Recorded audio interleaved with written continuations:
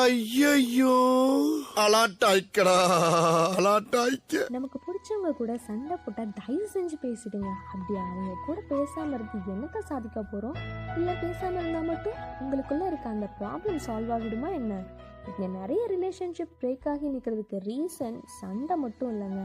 சண்டைக்கு அப்புறம் ஒருத்தருக்கு ஒருத்தர் புரிஞ்சிக்காம பேசிக்காதது தான்.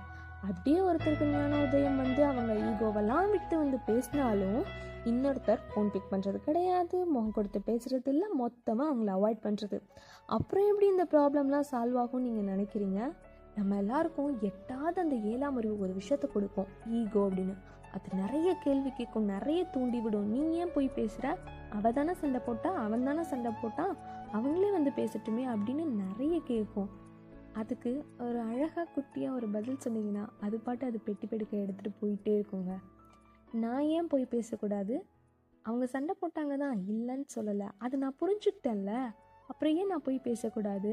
ஏன்னா அவள் எனக்கு பிடிச்சவல்ல அப்படின்னு சொன்னீங்கன்னா ஈகோ பொட்டி பொடிக்கெல்லாம் எடுத்துகிட்டு நமக்கு டாட்டா பை பை சொல்லிட்டு போய்கிட்டே இருக்குங்க. இப்படி ஈகோக்கு ஒரு என் கார்டு போட்டு உங்கள் ப்ராப்ளம்க்கு சொல்யூஷன்ற டைட்டில் கார்டு போகணுன்னா தயவு செஞ்சு அவங்க கூட பேசிடுங்க.